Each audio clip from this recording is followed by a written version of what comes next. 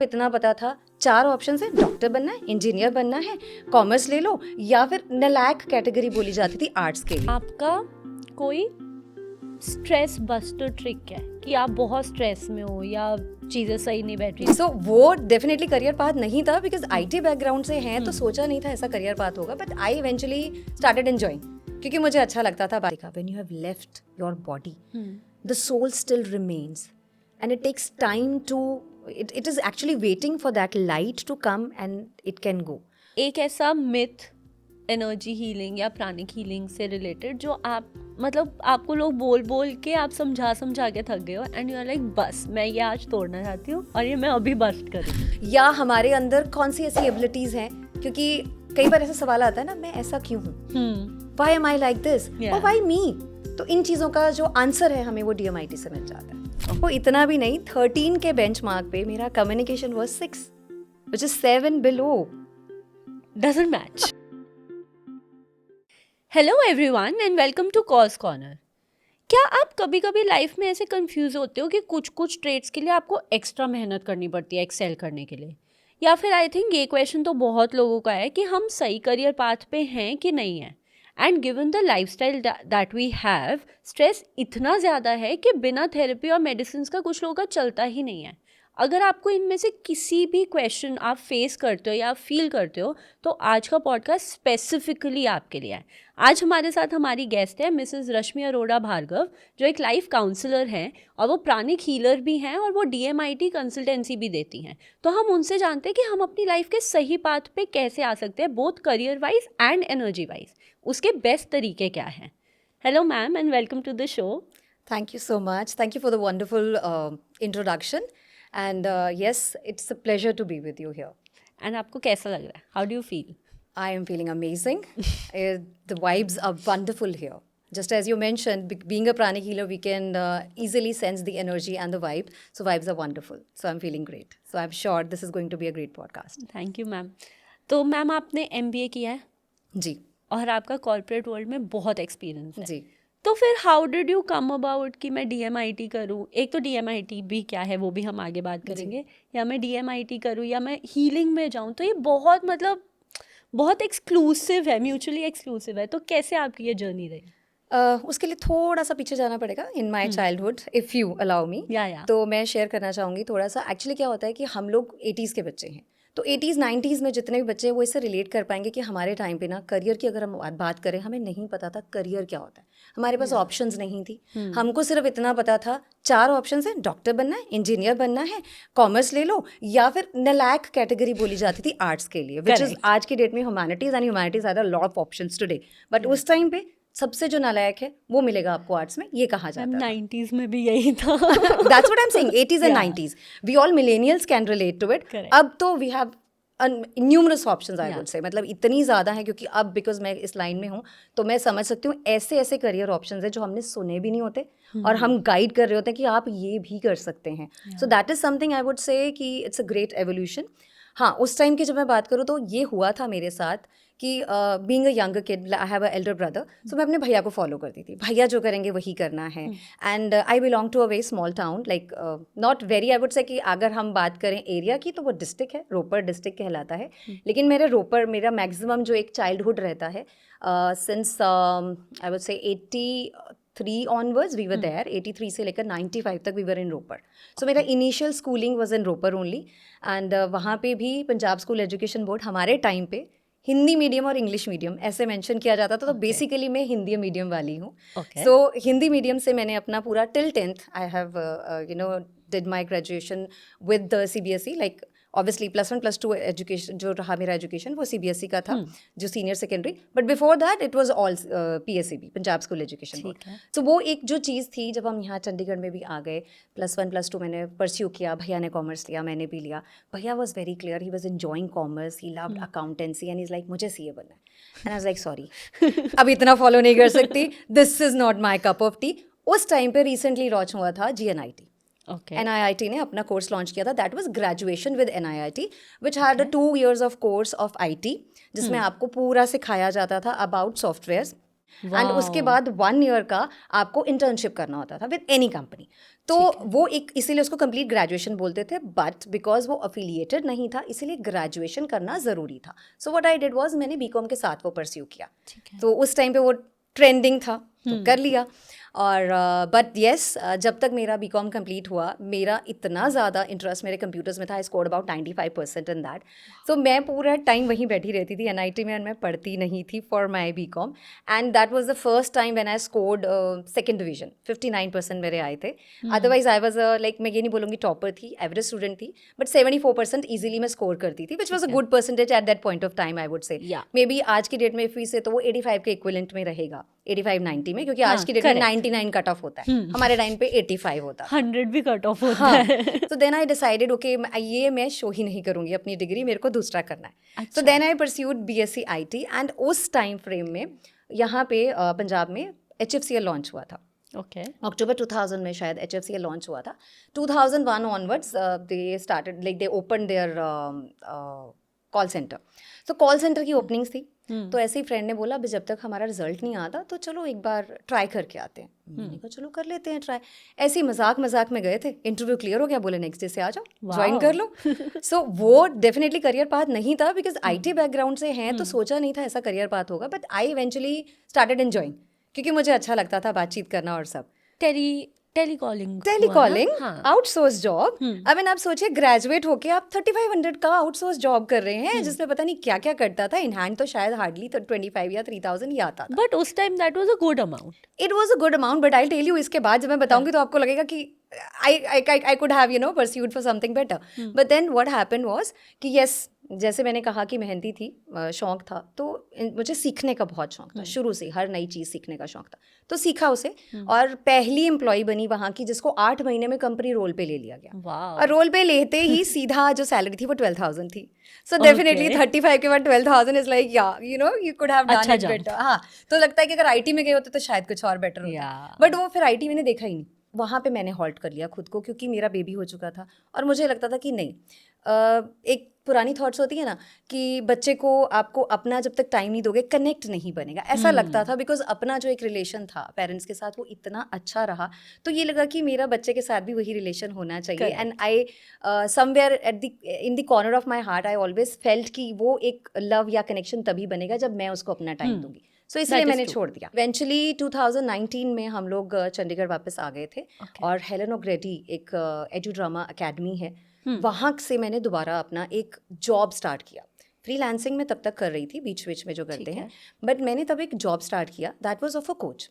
And वो होता था छोटे बच्चों को आपने पर्सनालिटी डेवलपमेंट कराना है, तो उसमें बच्चों के वोकल पे हम काम करते थे through drama techniques. It's a wonderful amazing system. अगर आप इसको थोड़ा सा पढ़ेंगे, गूगल करेंगे ना, तो पता लगेगा. वो उसके रिजल्ट्स मैंने अपने सामने देखे. तो एक हमारा था एंट्स एंड द केक. तो उसमें हमें बच्चों को ये पोर्ट्रे करना है कि सब एंट्स बन के जा रहे हैं, केक खा रहे हैं चुपके से, तो सारे इमोशंस एक्सप्रेस कर रहे हैं, डांस भी कर रहे हैं, केक खा के खुश हो रहे हैं. So that kind of a drama was there.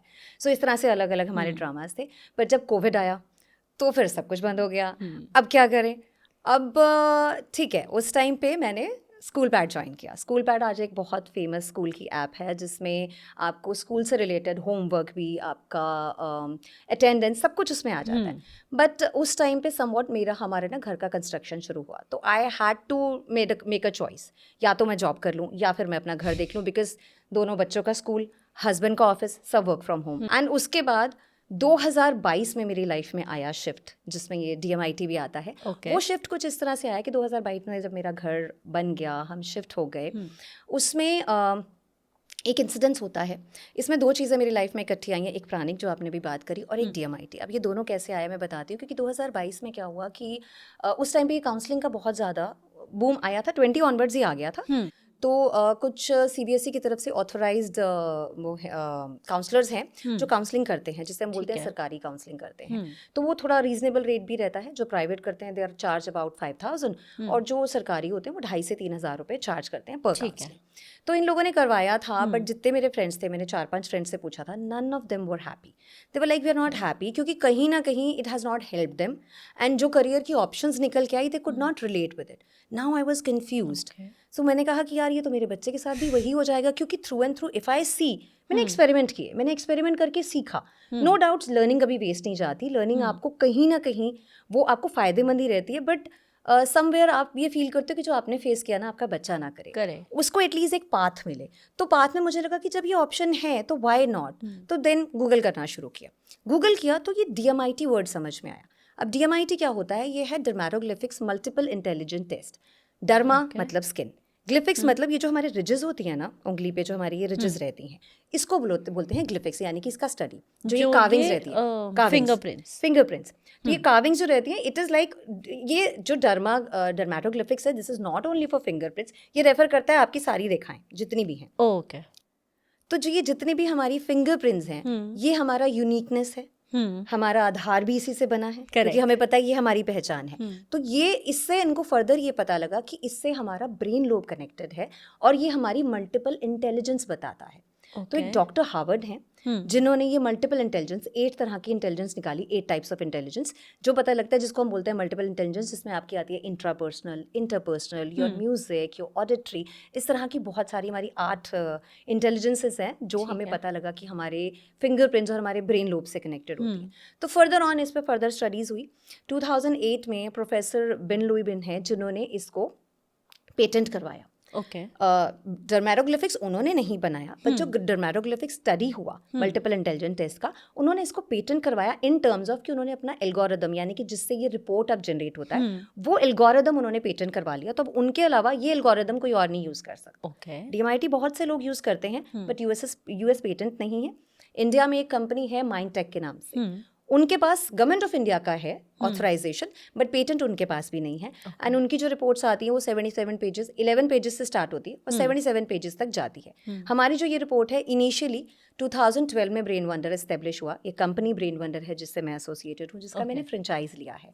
तो ये कंपनी 2012 में इन्होंने डॉक्टर, जो मैंने प्रोफेसर बता रही हूँ, प्रोफेसर लुई बिन से इन्होंने अपना पेटेंट लिया, इन्होंने अपनी फ्रेंचाइज ली और पूरे इंडिया में सिर्फ इनके पास ये फ्रेंचाइज है और ओनली दे आर ऑथोराइज्ड कि ये रिपोर्ट वो जनरेट कर सकते हैं. तो इनिशियली 21 पेजेस की ये भी रिपोर्ट थी, पर देन दे रियलाइज कि इतना टाइम भी किसी के पास नहीं है ना, इतना पेशेंस है कि वो इतनी ज़्यादा रिपोर्ट्स को पढ़ सके, तो उसको और कंसाइज किया जाए. तो अब बनाई है 8 पेजेस की report. So with this report आपको ये पता लग जाता है कि आपका ब्रेन का डोमिनेशन किस तरफ ज़्यादा है. आपका लॉजिकल ब्रेन ज़्यादा है या आपका क्रिएटिव ब्रेन ज़्यादा है. जैसे हम बोलते हैं ब्रेन के 2 पार्ट्स हैं, एक लेफ्ट ब्रेन होता है, एक राइट ब्रेन होता है. तो लेफ्ट ब्रेन लॉजिकल ब्रेन के लिए कहा जाता है और जो राइट ब्रेन है वो क्रिएटिविटी के लिए कहा जाता है. हमारी बॉडी को जितनी इंस्ट्रक्शंस है हमारा राइट ब्रेन देता है. तो राइट ब्रेन जो है, जो लोग राइट ब्रेन डोमिनेंट होते हैं वो बहुत ज़्यादा क्रिएटिव होते हैं. जो लेफ्ट ब्रेन डोमिनेंट होते हैं वो बहुत ही लॉजिकल होते हैं. वो जब तक आप उनको लॉजिक नहीं दोगे वो चीज़ें आपकी मानते नहीं हैं. और अगर बैलेंस हो तो बैलेंस है तो अच्छी बात है, दोनों चीज़ें अच्छे से मेंटेन करके चलते हैं. तो ये रिपोर्ट में मोस्टली मेरे पास अभी तक जितनी मैंने रिपोर्ट्स करी हैं, ज़्यादातर बैलेंस वाले लोग आए हैं. कम है जिनका कोई मैं बोलूँ सिंगल डोमिनेंस होता है. ज़्यादातर लोग बैलेंस है, लेकिन हाँ इसमें ये रहता है कि ये जो 10 ट्रेट्स हैं इसमें डिवीजन कैसे है, क्योंकि ये मेंटल एंड थॉट फंक्शंस रहते हैं हमारे. मेंटल फंक्शंस हो गए, थॉट फंक्शंस हो गए, क्रिएटिव फंक्शंस हो गए, विजुअल एंड किनेस्थेटिक फंक्शंस हो गए. तो ये 5 तरह के फंक्शंस हैं जिसमें हम फर्दर ये 2 डिवाइड करते हैं.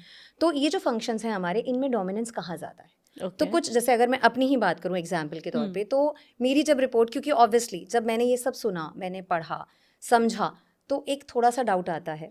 लॉजिक, क्योंकि आदत है, अब जैसे सीख सीख के काम करते आ रहे हैं, तो ये लगता है कि यार चीज़ सही होनी चाहिए, कितने लोगों ने किया, कंपनी कहीं फ्रॉड तो नहीं है. ये सब भी दिमाग में आता है, क्योंकि ये लोग 6000 रुपीज़ चार्ज करते हैं रिपोर्ट के, सिंगल रिपोर्ट के.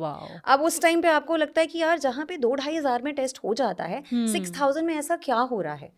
तो हमने पहले, मैंने और हस्बैंड ने ये डिसाइड किया कि बच्चे का करवाने से पहले ना खुद का करते हैं. क्योंकि जब समझा तो ये हुआ कि अब ये तो फ्रीज हो गया, तो यानी कि ये तो हुआ इनबॉर्न पोटेंशियल. अब उसमें कुछ इंप्रूवमेंट तो दिखना नहीं है. तो अगर मैं खुद से रिलेट करूंगी तो मैं अपनी जर्नी देख पाऊंगी कि मैं जब बॉर्न हुई थी तो मेरे ट्रेट्स क्या थे और बाय नाउ क्या फ़र्क आया है. क्योंकि इस रिपोर्ट में एक चीज़ बहुत क्लियर है कि आपने कितना भी इम्प्रूव किया हो, रिपोर्ट में कोई चेंज नहीं आएगा. ओह, तो मतलब जब आप पैदा हुए थे, जो आपका इनहेरेंट है सिर्फ वही दिखेगा. एब्सोल्युटली. क्योंकि मैंने क्या बोला, फिंगरप्रिंट्स है, जब ये बदलते ही नहीं तो ट्रेट कैसे बदल जाएंगे. ट्रेट जो बदलेंगे वो आप सामने से देख सकते हैं, लेकिन वो पेजेस में नहीं आएगा, रिपोर्ट में नहीं आएगा. रीजन बीइंग आपके फिंगरप्रिंट्स तो नहीं बदले ना. तो मैं एक बार निकालूं रिपोर्ट या 10 बार, वो सेम निकलेगा। तो देयर इज अ पॉसिबिलिटी कि कुछ ट्रेट्स जो उसमें बता रहे हैं कि आपके अच्छे नहीं है, वो आपके एक्चुअली आप बेटर हो गए हो। एब्सोल्युटली, मेरे ठीक केस है। में तो हुआ था। अब मतलब मैं the other day I was just discussing with my husband, because आजकल क्या है, आजकल सबका फोकस जो है करियर पे ज़्यादा है, ये वाला जो टाइम पीरियड चल रहा है, तो मेरे पास बहुत सारी क्वेरीज आती हैं अभी। तो every report for me, I am always excited for each report, because ठीक है। एवरी रिपोर्ट में मेरे लिए कुछ नया लर्निंग होता है। तो मैं हस्बैंड को यही बोल रही थी, मैंने कहा इतनी रिपोर्ट्स देख ली हैं, मेरी अकेले की रिपोर्ट है, मतलब आउट ऑफ 10 ट्रेड्स मेरे 4 ट्रेड्स हैं जो बहुत ही ज़्यादा एक्सेप्शनली हाई या कह लूँ मेरी स्ट्रेंथ है, और 6 ऐसे थे जो इम्प्रूव करने वाले ट्रेड्स थे। एंड जब मैं बात करती हूँ मल्टीपल इंटेलिजेंसेस की, तो फर्दर इसमें ना ब्रेक डाउन किया गया, 16 इंटेलिजेंस बताई गई हैं। ओके। तो जिसमें आपकी ऑब्जर्वेशन एंड ऑल काफ़ी सारी इंटेलिजेंस आ जाती ठीक है। है। तो उन इंटेलिजेंसेस में से ओनली 1 इंटेलिजेंस इज देयर जिसमें मैं थोड़ा हाई हूँ, बाकी सब में मुझे इम्प्रूव करना है। हमने ये डिसाइड किया कि हम अपना रिपोर्ट पहले करवाएंगे एक एक्सपेरिमेंट के तौर पे। तो मैंने पहले अपना रिपोर्ट निकलवाया और हस्बैंड ने अपना निकलवाया। तो जब वो हमें काउंसिल करने बैठी, क्योंकि वही काउंसलर थी जिन्होंने हमें सिखाना भी था, बट इनिशियली तो खैर हमने उनसे काउंसलिंग लिया था, तब तक हमने ये फ्रेंचाइज नहीं लिया था। ओके। तो मैंने जब उनसे काउंसलिंग करवाई तो शी वाज लाइक, मेरा जो मतलब इसमें एग्जांपल के तौर पे आपको बताती हूँ, होता क्या है, जो हमारी फिंगर रिजेस हैं इनका एक टोटल काउंट आता है, तो ये ठीक है। 30 से 300 तक वेरी करता है। तो ऐसा नहीं है Okay. 30 है तो आपका कुछ इंटेलिजेंस कम है और 300 तो बहुत ज़्यादा है, ऐसा नहीं है। This is just number of ridges that you have, total number of ridges. क्योंकि हमारे फिंगरप्रिंट्स में कॉन्सेंट्रिक सर्कल्स होते हैं, Yes. तो number of concentric circles yes कैसे? एग्जैक्टली, जो ये रिजेस ठीक है। हैं इनका रहता है। इसके बाद आता है ग्रॉस मोटार। हम्म। अब ग्रॉस मोटार में क्या आता है, यूजुअली आज भी आप लोग देखते होंगे बच्चों की बड़ी प्रॉब्लम होती है, हाथ दुखने लग जाता है, मम्मा लिखा नहीं जा रहा ज़्यादा। तो ये प्रॉब्लम आती है जब फाइन मोटार्स आपके इनबॉर्न ट्रेट्स में लेस होते हैं। तो आजकल क्या करते हैं पेरेंट्स, बहाने मार रहा है, लिखना नहीं चाहता है, एक्सक्यूज़ दे रहा है, बट हो सकता है, होता है, मैं ये नहीं कहूँगी बच्चे बहाने नहीं करते, मेरे भी बच्चे हैं, तो मैं ये चीज़ जानती हूँ। लेकिन कहीं ना कहीं अगर आप ये जब रिपोर्ट निकालते हैं तो आपको पता लगता है यार ये इस बच्चे का फॉल्ट नहीं है, ये इसका इनबॉर्न ट्रेट है जिस वजह से ये इसका कमज़ोर हिस्सा है। सो ऐसे बच्चों का जिनका ये फाइन मोटार्स लेस आता है ना, हम इनको हैंड एक्सरसाइजेस बताते हैं। सो आप वो जो बॉल के साथ एक्सरसाइज हम करते हैं वो हम बताते हैं, हम हैंड स्पोर्ट्स सजेस्ट करते हैं। फॉर एग्जांपल टेबल टेनिस हो गया, हैंडबॉल, बैडमिंटन हो गया, हैंडबॉल हो गया, ये तरह के स्पोर्ट्स हम सजेस्ट करते हैं सो दैट ये स्ट्रेंथ बढ़े। जब स्ट्रेंथ अच्छा होगा तब वो कर पाएगा। जिनके फाइन मोटर्स अच्छे होते हैं उनसे आप नॉवल लिखवा लो, उनको फर्क नहीं पड़ता। वो अगर जानबूझ के नहीं करना चाहे बाय चॉइस तो बात अलग है, बट उनको ये प्रॉब्लम नहीं आएगा कि हाथ दुख रहा है। तो जो बच्चा कहीं ना कहीं बोल रहा है, so it is for the parents जिनको ये लगता है कि मेरा बच्चा बहाना कर रहा है, नहीं, वो उसका बहाना नहीं है। प्लीज़ उसका ये टेस्ट करवाइए, शायद आपको रियलिटी पता लगे। बात आती है gross motor. So gross motor it belongs to your lower body. Okay. अब मेरा ग्रॉस मोटार भी लेस था, मैं यहाँ पर रिलेट नहीं कर पाई। रीज़न बीइंग, मैंने कहा यार मुझे तो आप 4 घंटे डांस करा लो, I was mad about dancing, I used to love dancing. आप मुझे 4 घंटे डांस करा लो, मैं 4 घंटे या 10 घंटे कॉन्टिन्यूसली डांस कर लूंगी। मैंने कहा मैं तो नहीं थकती, मुझे तो कभी नहीं लगा कि मुझे सुस्ती आ रही है। डांसिंग मेरी थेरेपी है, या फॉर मी एज वेल। सो मैंने कहा मुझे तो ऐसा नहीं लगता है। तो मैंने ये चीज़ काउंसलर से डिस्कस करी थी, तो she said okay this is something you can relate with because your auditory is very good. So जिस तरह का मैं ऑडिटरी ट्रेट आपका देख पा रही हूँ, you are very good with languages, आप लैंग्वेजेस समझने में सीखने में बहुत अच्छे हो, प्लस आपका जो ऑडिटरी स्किल्स है, अगर ये इम्प्रूव किया जाता आपके बचपन में, you could have been a great singer.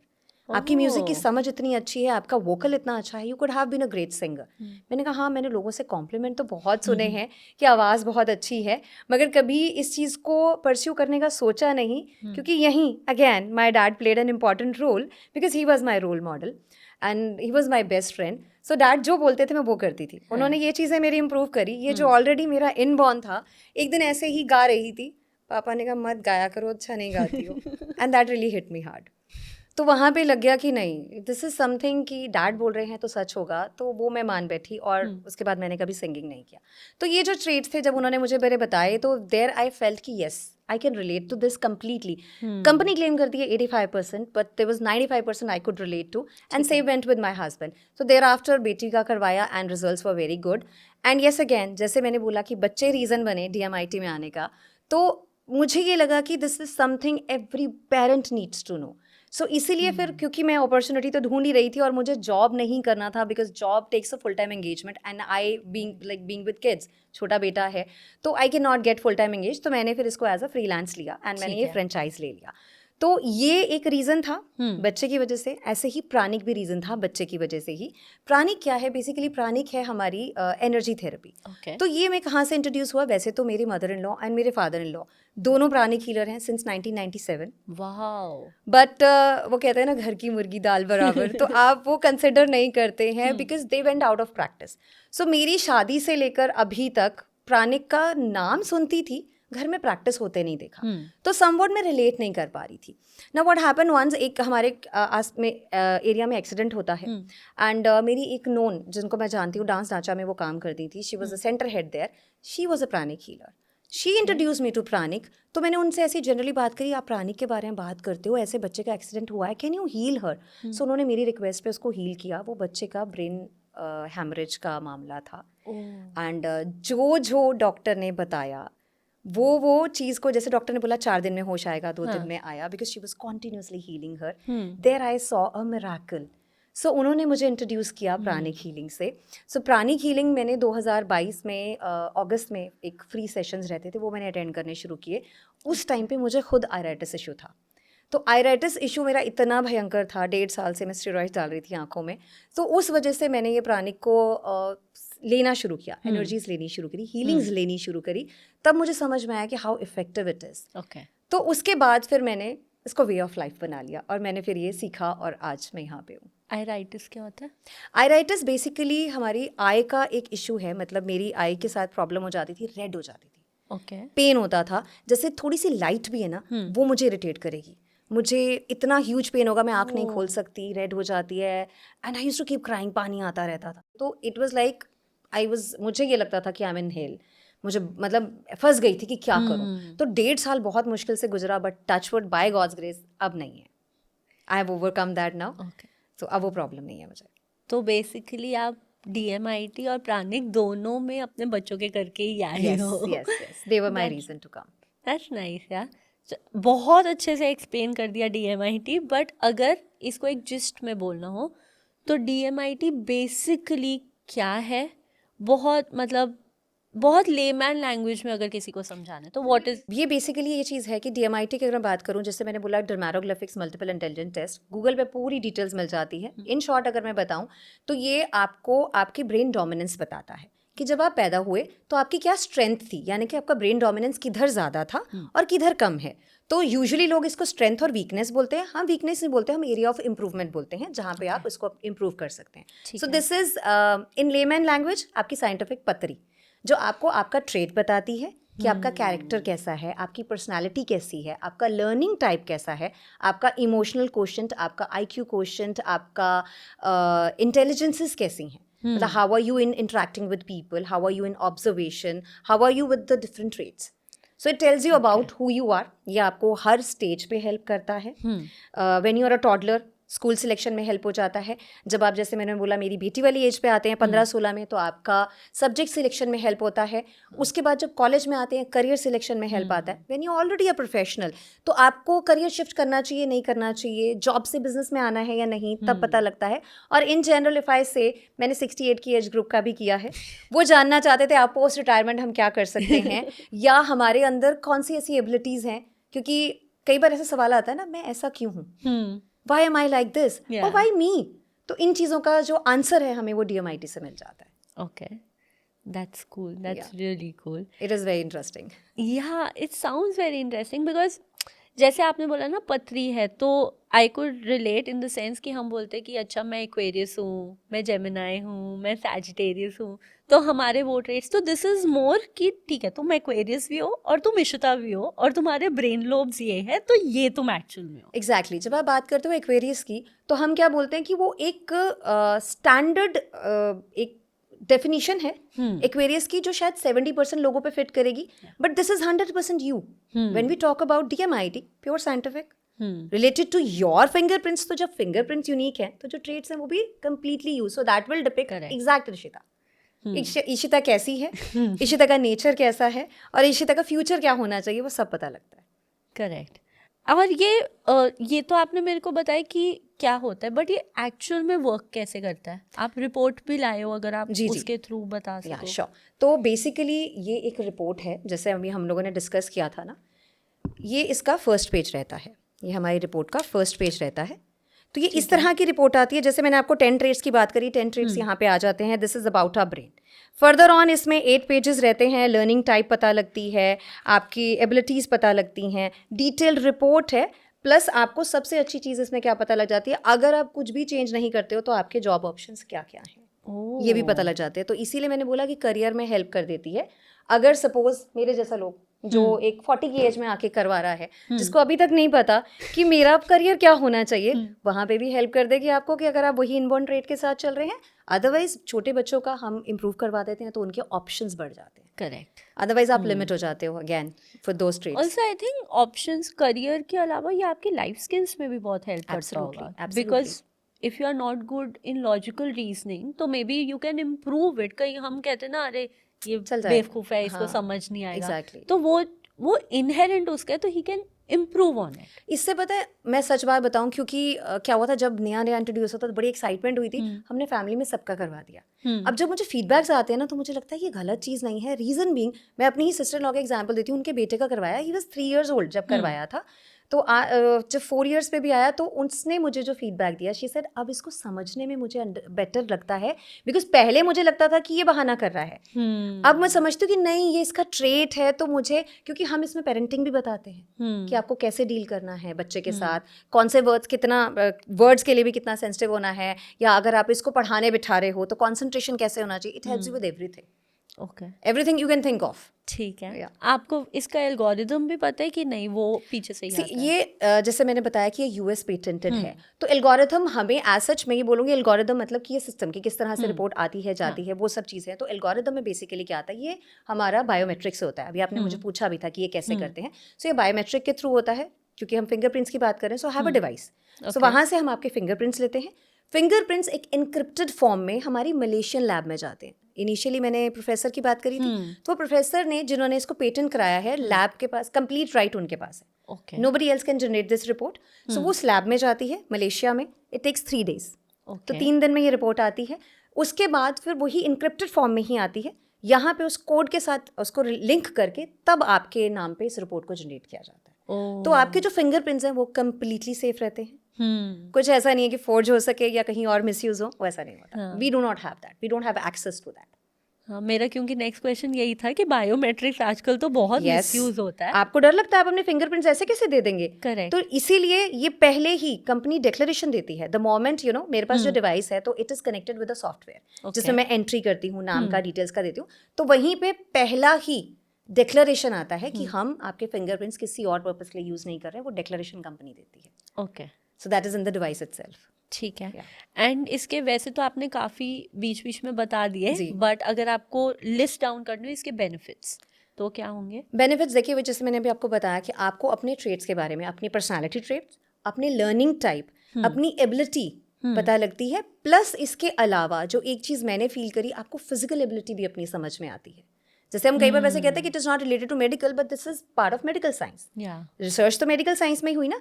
तो जैसे मैंने ग्रॉस मोटार की बात करी थी, तो ऐसे पेरेंट्स को हम बताते हैं कि अगर आपके बच्चे का ग्रॉस मोटार लेस है, please start working on it today, otherwise in future arthritis का इशू बहुत जल्दी आ जाएगा। सो ये मेडिकली भी हेल्प करता है आपको। ओके जी, ठीक है।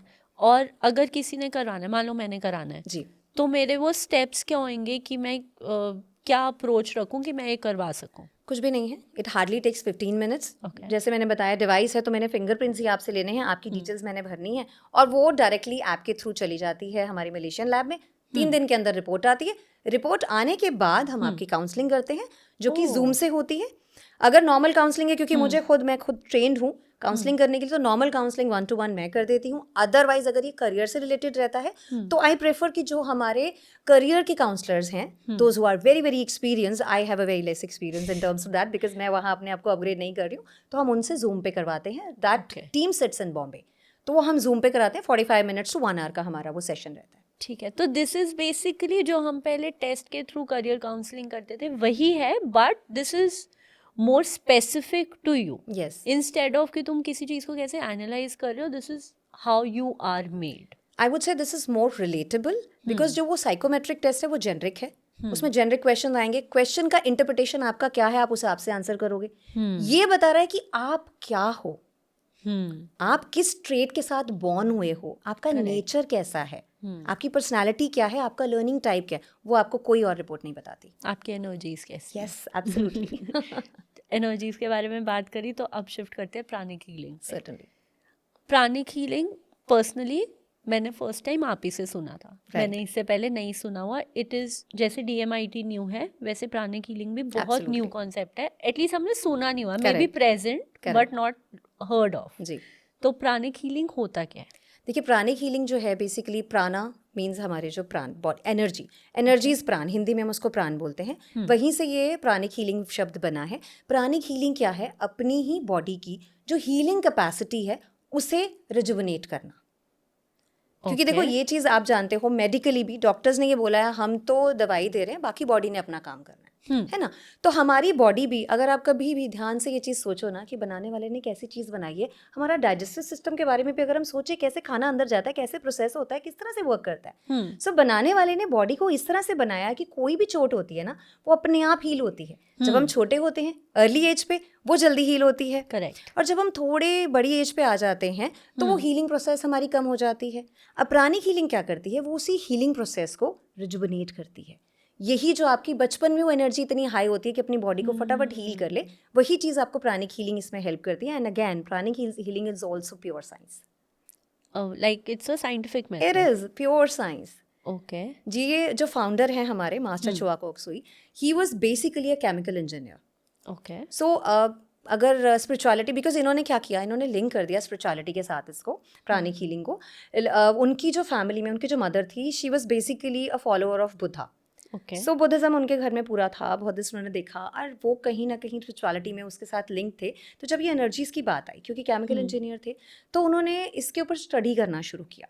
तो उन्होंने ये देखा कि हाँ, हमारे जो सेजेस थे उन्होंने वो भी स्टडी किया. हमारे पुराने टाइम पे अगर आप देखो तो बोलते थे कि यार इसके हाथ में शफा है, हाँ. तो ये ठीक कर देते हैं. वो बेसिकली क्या होती थी कि ऑल दो sages were high on energies, वो मेडिटेशंस बहुत करते थे. तो मेडिटेशन करने में आपका एक लिंक बन जाता है with your higher being. So you actually become that energetic कि आप उनको बेसिकली हाथ नहीं लगाते थे, वो प्राणा देते थे आपको, फ्रेश प्राणा, और आपको ठीक करते थे. So this is what master Choa Kok Sui studied in deep. Further उन्होंने इसको एक I would say easy form में बनाया, जिसे हम बोलते हैं प्राणिक हीलिंग. ये एक स्टेप बाय स्टेप हमारी सिस्टम है जिसे हम फॉलो करते हैं. इसके 3 स्टेप्स हैं. If you want to be a healer, if you want to heal yourself, तो पहला आता है बेसिक स्टेप, जिसमें आपको सिखाया जाता है फिजिकल बॉडी को कैसे हील करते हैं. ठीक है. सेकेंड स्टेप आता है जिसको हम बोलते हैं एडवांस हीलिंग, जिसमें हम कलर्स के साथ बॉडी को हीलिंग देते हैं. Third step is psychotherapy, which is कि आप साइकोलॉजिकल लेवल पे, इमोशनल लेवल पे बॉडी को कैसे हील कर सकते हैं. सो अगर ये तीनों कोर्सेज आप कर लेते हैं तो आप हीलिंग कर सकते हैं बहुत आराम से. कलर्स के साथ कैसे बॉडी को हील करते हैं? कलर्स के साथ अगर, अच्छा एक छोटा सा मैं आपको एग्जांपल देती हूँ. जैसे कभी आप अपसेट होते हो, राइट, आप लेक पे जाके बैठ जाते हो, आपको बड़ा अच्छा फील होता है. हाँ. लेक का कलर क्या है? ब्लू. ब्लू. हाँ. स्काई की तरफ देखते हो, ब्लू है, बड़ी अच्छी स्मूथनेस आती है. ग्रीनरी देखते हो, एक अच्छा सा एनर्जी फील होता है. So all these colours have a meaning. And our body, अगर जब आप गूगल पे सर्च करते हो ना कभी योगा के लिए, या चक्रास को भी अगर आप सर्च करो, अलग अलग कलर्स दिखते हैं. हाँ, हर चक्रा का एक अलग कलर है. Blue, red, yellow. यस. तो हर चक्रा का एक अलग कलर है. तो उस चक्रा को हैंडल करने का वो कलर होता है. और हम जब उस पर्टिकुलर चक्रा को हील करते हैं तो then we use colours. So colour therapy use करने से healing becomes faster. Okay. So वो इस तरह से हम कलर थेरेपी यूज करते हैं.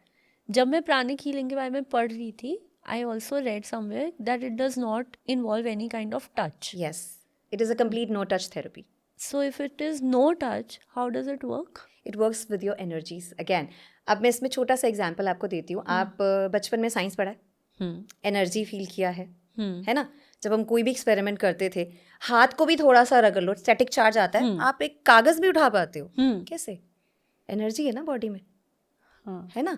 तो इसी एनर्जी को हम चार्ज करके, जब हम ऐसे करके अपने बालों के पास लाते हैं, बाल खड़े हो जाते हैं. सो यही एनर्जी हमारे अंदर है. जब हम इसे प्रैक्टिस करते हैं, we have certain practices, meditation हम करते हैं, प्रैक्टिसेस करते हैं, तो हम इस एनर्जी को इतना स्ट्रांग बना लेते हैं कि हम दूसरे इंसान की एनर्जी को भी स्टडी कर सकते हैं. हम उनके अंदर की एनर्जी कब लो है, कौन से पार्ट की, कौन से चक्रा की एनर्जी लो हो रही है, उस एनर्जी को क्लीन करके, उसको एनर्जाइज करके, फिर उसको हम ठीक करते हैं. उसको बोलते हैं हीलिंग. हीलिंग की प्रोसेस Okay. बेसिकली 3 स्टेप्स की रहती है, cleanse, energise and stabilise. Okay ताकि आपने उसको करेक्ट कर दिया, अब वो एनर्जी बाहर नहीं जाएगी, रिटेन करेगी, सो यूल बी। हम्म मतलब अगर मैं एग्जांपल दूं तो हमने इसके through diabetes, cancer, arthritis, thyroid, जो आजकल बहुत कॉमन प्रॉब्लम्स रहती है, बीपी, हाँ। एंजाइटी, स्ट्रेस, हाँ। सब कुछ हैंडल होता है, anything and everything. Like it can be cured yes, without it has. Without medicine without, no I won't say without medicine, because होता क्या है, देखिए मेडिसिन ने अपना काम करना है, मेन बॉडी ने उसके साथ मिलके मेडिसिन के असर को बढ़ाना है। तो हाँ। प्राणिक हीलिंग क्या करता है, हम प्राणिक में ये नहीं कहते कि आप मेडिसिन छोड़ दीजिए, ओके लेकिन हमने ये देखा है मेडिसिन इवेंचुअली छूट जाती है, क्योंकि जब बॉडी उस फेज में आ गई कि वो अपने आप को हील कर लेगी तो फिर जरूरत नहीं पड़ती है, लेकिन मेडिसिन साथ में रहती है, मेडिसिन के असर को दुगना कर देता है, हाँ वो कॉम्प्लीमेंट कहते करता हैं है। ना कई बारी कि अगर इसकी विल पावर स्ट्रांग है तो दे विल फाइट बैक, जैसे Yes. Yuvraj Singh fought Yes, cancer absolutely, and then Rishabh Pant also had a very bad accident, correct, so या इवन संजय दत्त, यस, तो या ओके सो दैट वो तुम्हारा अंदर के प्रोसेसेस फास्ट एब्सोल्युटली। आपके अपनी बॉडी की एनर्जी है जो खुद को खुद हील करती है, आपको बस उस एनर्जी को समझना है, उसको कैसे आपको एक्टिवेट करना है और कैसे रिजुविनेट करना है, वो आपको आना चाहिए। चैनलाइज करना चाहिए। एब्सोल्युटली, ओके चैनलाइज करके तो आप दूसरों को भी हील कर सकते हो। हाँ okay we do that. Okay हाँ आपने बताया था जो वो एक्सीडेंट वाली स्टोरी जी। में था, करेक्ट ओके। सो सिर्फ फिजिकल इलनेसेस या मेंटल हेल्थ में भी ये इश्यूज Anything को and कर everything. सकता है? Anything you can think of, pranic works there. Even the financial healings, you know, if you're not going good with your finances, if you need prosperity, pranic healing. हाँ Yeah, okay it does. चलो फिर मेरा इस पे एक question है कि because you said finances या प्रॉस्पेरिटी या ये, तो इससे कहीं ना कहीं हम लोग आजकल मैनिफेस्टेशन कहते हैं कि तुम अच्छा अच्छा बोलोगे, Absolutely. यूनिवर्स में अच्छी थॉट्स डालोगे, जी। वाइब्स डालोगे, वापस आएगी। और एक होता है प्लेसीबो इफेक्ट कि अच्छा मैंने ये अच्छा करा है तो अब अच्छा होगा, Correct. ठीक है। जैसे मेरे साथ हुआ था कि मेरी मॉम कहती है कि मैं बंगला साहिब गुरुद्वारे से हुई हूँ जी। और मुझे उसका मतलब मुझे अलग Connection विश्वास है, है, हाँ, connection मुझे है। बंगला साहिब गुरुद्वारे पे अलग ही विश्वास है जो दिल्ली में है। तो मेरा बहुत छोटे होते, मैं केजी में थी, मेरा यहाँ पर एक मौका हो गया था, मतलब पिंपल टाइप कह लो बट जो बहुत हार्ड हो जाता जी, है, जी। वाइट कलर जी। का and very big, couldn't Correct. Even hold a pencil, और मैं पेंसिल इतने पास से पकड़ती हूँ। तो मैं इनके पीछे पड़ी हूँ, मुझे ले जाओ मैं अमृत डालूंगी ठीक हो जाएगा, मुझे ले जाओ मैं अमृत डालूंगी ठीक हो जाएगा। सुन ही नहीं रहे, अच्छा कल चलेंगे कल चलेंगे कल चलेंगे। तो मैं अपने दादाजी से बहुत ज़्यादा क्लोज थी, तो उन्होंने इनको फिर डांट दिया कि बोल रही है तो ले जाओ। Correct. तो फॉर एग्जाम्पल अगर मैं मंडे रात को गई हूँ और मैंने मंडे रात को डाला है अमृत इस पे, तो वेंसडे सुबह ये गायब था। ये भी नहीं कि छोटा हुआ या मुझे कम होता दिखा, वेंसडे सुबह उठी स्कूल जाने के लिए और मेरा मौका खत्म था, I can गायब था। relate. I can relate. तो क्या प्राणिक हीलिंग भी ये बिलीफ सिस्टम से ही चलता है? It does, yes. It does. अब प्राणिक में हम यही बोलते हैं, it is the intention that matters. Okay And it's on the both side. For the healer also, जो heal कर रहे हैं, and for the person who's taking the healings, receiver. अगर रिसीवर का विश्वास नहीं है, healings will not work. If you are negative about it, if you have negative thoughts कि ये तो ऐसे ही कर रहे हैं, because ज़्यादातर क्या रहता है कि यार ऐਵੇਂ ही इनको लग रहा है, होता तो कुछ है नहीं, चलो हम ट्राई कर लेते हैं। तो जो ये ट्राई कर लेके कह के आते हैं ना, उन पे असर नहीं होता है। It works with your belief. If you have belief in the universe, then it works. Okay अब साइंस में अगर मैं बात करूं आपसे, आपको साइंटिस्ट ने बताया कि ऑक्सीजन एग्जिस्ट करता है, आपने देखा है कभी? नहीं कर रखा ना। सांस लेते हैं हम, ये मान के चलते हैं हमारे पास ऑक्सीजन है। हम क्या करते हैं व्हेन वी टॉक अबाउट प्राणा, तो हम ये एनर्जी लेते कहाँ से हैं?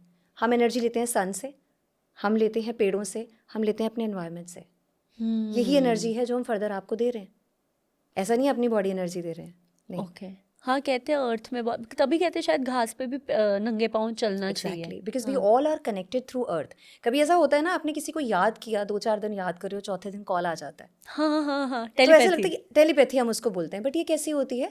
Because we are connected through earth. अगर आप पेड़ों को देखें, उनकी जो जड़ें हैं, जब भी आप कभी गूगल पे डालोगे ना पेड़ों के बारे में, अर्थ के बारे में, तो आपको एक पेड़ की बड़ी सी इमेज आएगी जो अर्थ के ऊपर आएगी और जिसकी जड़ें नीचे फैली हुई दिखेंगी और वो आपस में कनेक्टेड होती है। So this is how we all are connected through our earth.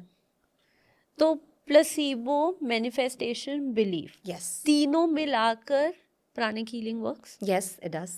तो अगर कोई एक सिंपल चीज़ जो लोग रोज़ कर सकते हैं अपनी एनर्जीज को बैलेंस करने के लिए, तो वो क्या होगी? देखिए, एनर्जी बैलेंस करने की जहाँ तक बात है, तो हम अगर अपनी बात करें as healers, we usually do meditation, और यही हम Okay. सजेस्ट भी करते हैं सबको। लेकिन आजकल क्या कन्फ्यूजन बहुत होता है, इतना सब कुछ अवेलेबल है इन्फॉर्मेशन, कौन सी मेडिटेशन करें, कैसे करें। हाँ. तो जो meditation, again I would give the credit to master Choa Kok Sui again here, because master ने ऐसी मेडिटेशन बनाई है, 21 मिनट्स की ये मेडिटेशन है, and it is a guided meditation. Usually क्या होता है, इंसान का जो ब्रेन होता है ना, वो अपने आप कॉन्सेंट्रेट नहीं कर पाता, ओके. है ना। जब आपको भी, अगर आप कोशिश करना चाहो कभी भी, एटलीस्ट मैं अपनी अगर बात करूँ, तो I am very impatient in terms of if I have to concentrate on something, if I have to sit back and do something, concentrate करना मैं अपने आप से नहीं कर पाती। तो ये मेडिटेशन हमें हेल्प करती है, बिकॉज ये गाइडेड मेडिटेशन होती है। इसमें ईच स्टेप पे आपको बताया जाएगा क्या करना है, और ये मेडिटेशन हम थ्रू डिफरेंट सेशंस हम करवाते हैं। Okay. There are various camps that we do. In fact अभी हमारे कैंप्स आ रहे हैं काफ़ी, 5th and 6th अप्रैल को वर्ल्ड हेल्थ डे है, तो पूरे पंजाब में हम ये कैंप्स लगा रहे हैं, हीलिंग कैंप्स, जिसमें आपकी हेल्थ के लिए भी हम हीलिंग्स करेंगे, प्लस आपको मेडिटेशन भी सिखाई जाएगी। Other than that, yes, what the basics, if I से कि अगर कुछ भी आप फील करना चाहते हो कि कुछ लाइफ में डिफरेंस आया या नहीं, तो एक छोटी सी चीज़ यहाँ पे मैं ये बताऊंगी कि आप ना सॉल्ट वाटर बाथ लेके देखिए, पिंक सॉल्ट वाला ना? हाँ, अभी वैसे तो हाँ पिंक सॉल्ट हम कहते हैं, नहीं भी मिले कोई भी नॉर्मल सॉल्ट भी चलेगा, because salt has a property to cut off the negativity. So आप मॉर्निंग में whenever you are taking bath, last thing you should do once you are done with your bathing, गर्दन से नीचे, ऊपर नहीं, because ऊपर का एरिया सेंसिटिव होता है तो प्रॉब्लम्स आ जाती है नमक से। तो जो लास्ट का आपका बेदिंग प्रोसेस है, उसमें आप एक अपना बॉडी का जो ये पार्ट है गर्दन से नीचे, इसको आप नमक के पानी से 2 मग आपने डाल लिया, अपने आप को क्लीन कर लिया, उसके बाद एक नॉर्मल शार ले लिया, एंड यू आर सॉर्टेड। आप 1 हफ्ता ये ट्राई करो, 1 हफ्ते के बाद मैं पूछूंगी कुछ फ़र्क आया या नहीं। मेरी हीलर ने भी मुझे बोला था, और मेरे पास लाया भी है, बट वही है ना, चीज़ें हम ले आते हैं पर हम करते नहीं हैं। Because this really does wonders. I mean, जितने भी लोग, जैसे मैंने बोला मैं लाइफ काउंसलर हूँ, तो मैं काउंसलिंग करती हूँ जहाँ मुझे लगता है ना कि कोई बहुत ज़्यादा डिप्रेस्ड है, स्ट्रेस्ड है, तो ये 2 चीज़ें मैं उनको ज़रूर बताती हूँ। पहली तो ये, और दूसरा है कि जब भी आप घर पे आते हो, घर पे वापस आते हो ना, अपने सोने से पहले पैरों को पानी से नहीं, साबुन से धो के सोइए। ओह, उसका एक रीज़न है, जैसे मैंने बोला हम अर्थ में कनेक्टेड है, तो हम सबकी एनर्जीज लेके आ रहे होते हैं, वो हम अपने घर पे लाते हैं। अब सबके घरों में सिस्टम हो गया, जूते बाहर उतर जाते हैं, लेकिन एनर्जी तो आप लेके आ गए अंदर। Correct. वो कैसे कट करेंगे? वॉश करिए, वॉश योर फीट। 1 हफ्ता ये 2 चीज़ें लगातार करिए, आपको चेंज दिखाई देगा। ओके। और इसके अलावा मेडिटेशन करनी है तो we have centres here, Chandigarh में सेक्टर 42 में भी, सेक्टर 45 में 2 सेंटर्स हैं, जो भी आपके नियरेस्ट है आप वहाँ पे अप्रोच कर सकते हैं। इसके अलावा पूरे पंजाब में, पूरे इंडिया में हमारे सेंटर्स हैं। सो आप वर्ल्ड प्राणिक हीलिंग की वेबसाइट पे चाहिए, आप चेक कर सकते हैं कहाँ पे आप जा सकते हैं इसके लिए। ठीक है, दैट इज़ वेरी कूल। आपने एक अभी मेंशन किया life counselling and mental health, जी, उसके बारे में बताओ। लाइफ काउंसलिंग का ऐसा है, क्योंकि अब इतना वास्ट एक्सपीरियंस रहा है अलग अलग तरह का, तो कहीं ना कहीं प्राणिक, DMIT, इन सब से जो मैंने सीखा है, इन सबको मैंने एक ये चीज़ नोटिस करी कि आज की डेट में ना मेंटल हेल्थ एक ऐसा टॉपिक है which is no doubt everybody is aware of, but हमें ये नहीं पता हमें करना क्या है। अब मेंटल हेल्थ में सब कुछ आता है आपका, even when you are stressed, even when you have anxiety. Stress और एंजाइटी क्या है? Part and parcel of life. Correct. But जब ये बहुत ज़्यादा बढ़ जाता है तब आता है depression. Depression is medical condition, ये क्लिनिकल स्टेट होता है। आप उस स्टेट तक ना पहुँचे, आप ये स्ट्रेस मैनेज्ड हो जाएं, उसके लिए मैं सेशंस लेती हूँ। तो मेंटल हेल्थ के जो सेशंस रहते हैं मेरे, बेसिकली हमने कॉलेजेस में, कॉर्पोरेट में हमने ये सेशंस किए हैं, जहाँ पे हम बच्चों को एंजाइटी मैनेज करना, स्ट्रेस मैनेज करना सिखाते हैं, so that you don't reach to that state where in you are in depression. So इसके बेसिक रूल्स बहुत सिंपल हैं। वो ये है कि अगर अपनी लाइफ को बैलेंस कर लेंगे, बैलेंस इन अ वे, अपना एक रूटीन बनाइए, उठने का, सोने का, खाने का, पीने का। देखिए हमारी बॉडी ऊपर वाले ने बनाई है, उसका एक रिदम है, अगर वो रिदम हम फॉलो करते हैं हमारी बॉडी हेल्दी रहती है। अब हेल्दी बॉडी में ही हेल्दी माइंड भी रहता है ना। और जो मेंटल हेल्थ की जहाँ तक बात है, तो there are tips and tricks. Meditation is one of the part, exercising is the part. सबसे एक बड़ी चीज़ जो मैं सबको बोलती हूँ ना, sharing, that is more important. आज की डेट में ना हम फ़ोन के साथ लगे रहते हैं, करेक्ट, हम इंसानों से कनेक्ट छोड़ चुके हैं। वहीं पे यही एक रीज़न है हम कहीं ना कहीं डिप्रेशन या स्ट्रेस में जा रहे हैं, बिकॉज हम किसी से शेयर नहीं कर रहे। शायद ये भी एक रीज़न है कि हमने विश्वास करना छोड़ दिया, क्योंकि विश्वास का भी आजकल बहुत ज़्यादा फ़ायदा उठाया I जाता think है। हमें ये भी होता है कि शायद दूसरे वाले के पास टाइम नहीं है। टाइम नहीं है, वो क्या सोचेगा, वो मेरे बारे में क्या सोचेगा, हम ये सब Perception, सोचते हैं। But correct. जो फर्स्ट इंसान आपकी लाइफ में, आपके घर वाले, उनसे शेयर करिए ना। और अगर किसी से भी, कुछ चीज़ें ऐसी होती है जो हमें लगता है हम घर वालों को बताएंगे वो टेंशन में आ जाएंगे, तो ऐसे केस में अगेन एक टिप है, वो ये, लिखिए इसको। वैसे तो हम कहते हैं डायरी लिखो, लेकिन डायरी लिखो पॉजिटिव चीज़ों की, जिसको आप दोबारा दोबारा पढ़ो ना तो आपको खुशी हो। ये जो नेगेटिव चीज़ें हैं इनको एक पेपर पे लिखो and just burn it, don't keep it with you. Yeah. So there is another remedy for that which we do, जिसे साइकोलॉजिस्ट भी सजेस्ट करते हैं। That is like if you have some thoughts which keep on disturbing you, जिसकी वजह से आप परेशान रहते हैं, तो आप 21 डेज तक ये चीज़ फॉलो करके देखिए। आप उसको लिखिए और फाड़िए, लिखिए फाड़िए। आपको याद है मूवी जब भी मेट जब भी मेट, उसमें क्या उसने बोला था, फोन करके सुना दो, and she felt lighter. Correct. And ये जो रेमेडी मैं आपको बता रही हूँ ना, ये मैंने खुद अपने साथ करी है। और ये मैंने जितनों को करवाई है, सबका 1 वीक के अंदर मुझे इसका रिजल्ट मिला है। क्योंकि होता क्या है, वो हमारी थॉट्स हम किसी से शेयर नहीं कर पा रहे होते, हमने अपने अंदर दबा रखी होती है। तो जिस टाइम पे हम उसको पेपर पे उतारना शुरू कर देते हैं ना, इवेंचुअली हम लाइट फील करने लग जाते हैं और हम बेटर हो जाते हैं। So that's one remedy which I think all of us should do, अगर आप नहीं किसी से शेयर कर पा रहे हो। Otherwise sharing is the best. मैं तो क्या करती हूँ, जैसे अगर मैं किसी से बात नहीं कर सकती, और क्योंकि अगर मैं लिखने बैठती हूँ फिर मैं बहुत ज़्यादा लिख देती हूँ, ठीक है, तो व्हाट आई डू इज़ कि मैं जब अपने रूम में जाती हूँ, या कई बार अगर मैं गुरुद्वारे भी जाती हूँ, तो वहाँ पे अगर कोई छोटा कमरा हो तो मैं डायरेक्टली बाबा जी से बात करनी शुरू कर देती हूँ। करेक्ट। और उनको मैं सब कुछ बता देती हूँ, फिर मैं एंड में रो भी देती हूँ और फिर मैं ठीक हो जाती हूँ। वो भी एक बेस्ट है। मतलब आई बिलीव कि तुम्हें अपने सिस्टम से बाहर निकालना ज़रूरी है, बिकॉज इट्स लाइक अगर नहीं निकालोगे अपने अंदर भरते गए तो किसी दिन तो ओवरफ्लो होगा। So that is also sharing, no? वही मैंने कहा, किसी ना किसी से आपको शेयर करना है। परमात्मा से कर रहे हो उससे बढ़िया तो कुछ है ही नहीं। क्योंकि वहां पे जो चला गया ना, उसके बाद सब अच्छा ही अच्छा है। करेक्ट। क्योंकि उनको आपने बता दिया, वैसे तो बताने की जरूरत नहीं होती, उनको सब पता होता है। But and he is the best healer we have. Correct. So उनको बताने के बाद ना ये हो जाता है कि okay, now I am relax, now I know कि he knows it, so I will be fine. वो एक विश्वास होता है हमारा। मेरा शुरू ऐसे ही होता है, वैसे तो आपको सब पता है, करना सब आप ही रहे हो, Exactly. बट ऐसे हुआ, अब बताओ मैं क्या करूं।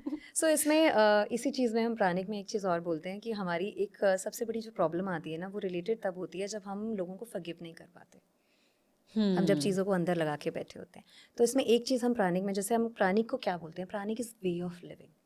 So, वही जो हमारे पुराने टाइम पे होती थी, वही चीज़ हम दोबारा वापस लाएं with all logics, with all science, so that you can relate with it. The generation today is not able to relate because हम क्या उसको ऑर्थोडॉक्स मानते हैं, है ना, वो ऑर्थोडॉक्स बिलीव्स हैं। बट इसको अगर हम लॉजिक के साथ समझा देंगे तो आप फॉलो करेंगे। तो इसमें हमें यही बताया गया कि अगर आप फॉरगिवनेस शुरू कर दें, कोई चीज़, कोई इंसान, कोई थॉट अगर आपको परेशान कर रही है, किसी से आपको ऐसा हर्ट हुआ है जिससे आप भुला नहीं पाते हो, तो आपने क्या करना है, it is between you and your God.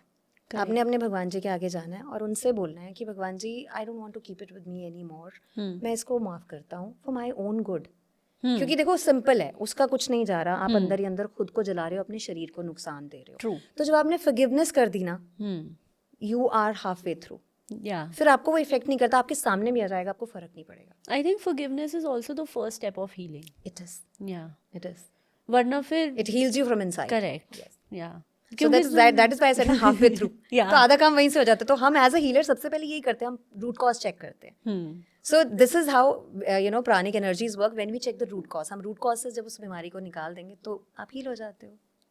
तो जैसे आपने फॉरगिवनेस की बात करी और कि पुराना है और हम लाए हैं, तो क्या कर्मा और आफ्टर लाइफ का भी प्राणिक हीलिंग में कुछ है? यस। व्हाट? प्राणिक हीलिंग क्या अपनी पूरी लाइफ में रहता है। कर्मा का अगर मैं आपको बोलूँ, वो ओ माय गॉड देखिए ना, उसमें क्या है, white balls and black balls. Black balls को उसने कन्वर्ट किया व्हाइट बॉल्स में, कैसे किया? कर्मा ही थे हमारे। वही कर्मा हम रोज जनरेट करते हैं, एवरी डे। हम देखिए, और कोई नहीं देख रहा, वो देख रहा है। करेक्ट। जिसने हमें यहाँ भेजा है, हमारा अल्टीमेटली कनेक्शन उसके साथ है। और सबका एंड पर्पस क्या है? मोक्ष की प्राप्ति। उसमें जाके मिलना है। I agree. वो तभी आपको लेगा, एक्सेप्ट करेगा, जब आप प्योर हो। प्योर कौन होता है? वो हिंदी एक गाना भी है ना, जिसने कभी पाप ना किया हो, जो पापी ना हो, पहला पत्थर वो मारे। हम सब रावण जलाते हैं, but do we have that right? No, we are not eligible. Correct. So वही चीज़ है, जब हम अपने अंदर के रावण को नहीं मार पा रहे, जब तक हम अपने आप को वो अच्छा नहीं कर पा रहे, अपने कर्मास नहीं सुधार पा रहे, we can not reach to that stage. So karma क्या है? बेसिकली हमारे जो इस लाइफ के पास्ट लाइफ के सारे कर्म जो हैं वो यही हैं और उसको भुगतते हैं हम। हमारे जो मैं बोलूँ लाइफ पार्टनर्स भी जो रहते हैं वो भी हमारे कर्मों का हिसाब किताब है, जो फैमिली हम चूज करते हैं वो भी हमारे कर्मों का हिसाब किताब है। किसी के साथ अगर हमारा कोई लेन देन रह गया ना तभी हम उसके साथ जन्म लेते हैं। आज जिस फैमिली के साथ आप हो, आपका कुछ ना कुछ लेना देना रह रहा है उनके साथ, इसलिए आप उनके साथ हो। करेक्ट।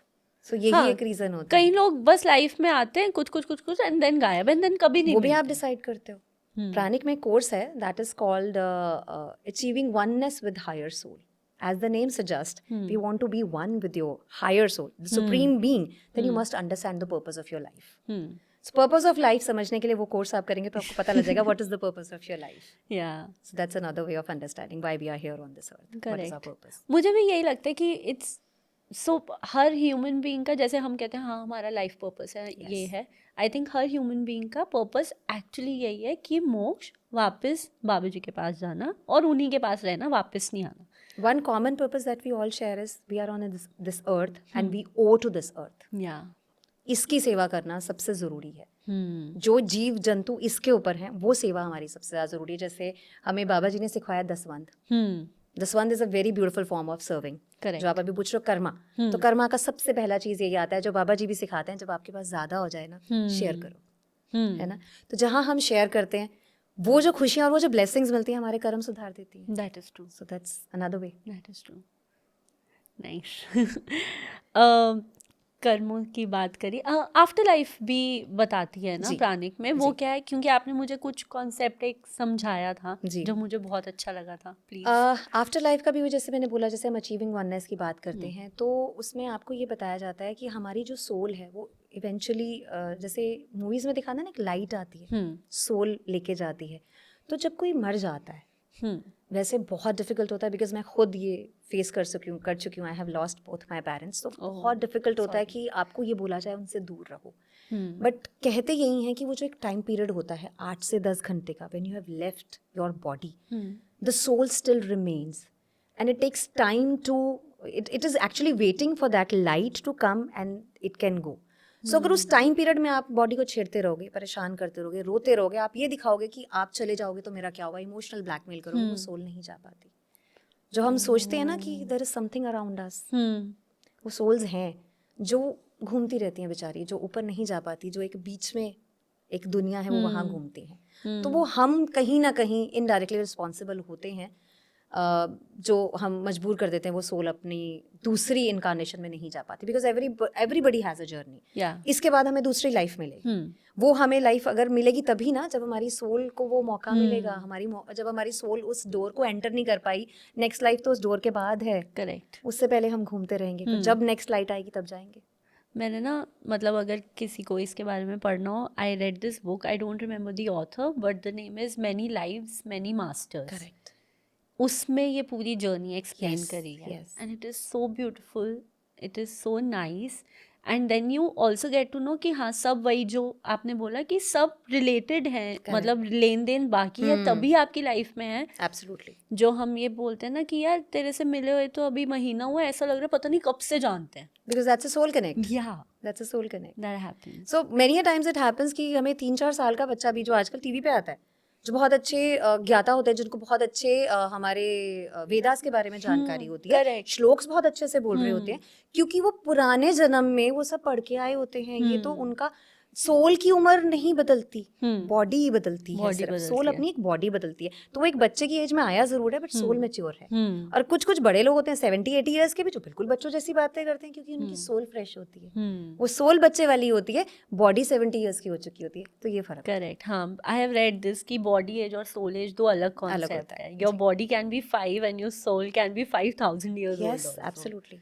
वही वो डिपेंड करता है ना कितने कर्म अभी बाकी न्यूट्रलाइज करने. करेक्ट. तो जब न्यूट्रलाइज हो जाएंगे तब आपको वो गेट पे मिलेगा और आप जा पाएंगे. तो कर्मों की बात पे हम वापस आए, तो you are also associated with an NGO, SHSD trust, serve humanity serve God. ठीक है, उसके बारे में बताओ. उसके बारे में ये है कि एक बहुत ही ब्यूटीफुल सोल है स्वरणजीत, जिन्होंने ये ट्रस्ट बनाया था. 2016 में he founded this trust. He founded this because he somewhere felt, because उनकी जो मदर हैं वो बेडरिडन है. तो उनके, अब जब आप बेडरिडन होते हो तो आपको कहीं ना कहीं पहले नहीं पता होता था, ये मेरे डैड के साथ भी हुआ था, मुझे भी नहीं पता था, बेड सोर हो जाता है। बेड सोर क्या होता है बेसिकली, जब एक ही जगह पे आप काफ़ी देर तक रहते हैं तो वो बॉडी धीरे धीरे गलना शुरू हो जाती है, तो वो कहीं ना कहीं अंदर तक हॉलो हो जाता है, जख्म क्रिएट हो जाता है। तो अगर आप ये चीज़ देखोगे ना, पीजीआई के बाहर बहुत सारे पेशेंट्स आपको ऐसे दिखेंगे, सालों से बीमार हैं। तो इन्होंने क्या किया, इन्होंने देखा इनकी मदर को SCI यानी कि स्पाइनल कॉर्ड इंजरी हुई, जिसकी वजह से वो व्हील चेयर पे आ गई। वो बेड पे होती थी, व्हील चेयर भी बाद में आई, पहले तो बेड पे ही रहते थे ज़्यादातर इंसान। तो बेड सोर्स इन्होंने देखना शुरू किया, और बेड सोर का जो गोरख धंधा है, जो हॉस्पिटल्स के सिस्टम है ना आजकल, इतने हाई कॉस्ट चार्ज करते हैं। एक मिनिमल सी चीज़ है जो बहुत आराम से ट्रीट हो सकती है, उसके बहुत ज़्यादा कॉस्ट चार्ज करते हैं, तो लाखों रुपए खर्च हो जाते हैं आपके बेड सोर के ट्रीटमेंट के लिए। तो जब उन्होंने ये चीज़ देखी, समझी, अपने घर में भी थी, तो उनको लगा कि यार मैं अफोर्ड कर पा रहा हूँ, कुछ ऐसे होंगे जो नहीं अफोर्ड कर पाते होंगे, उनका क्या।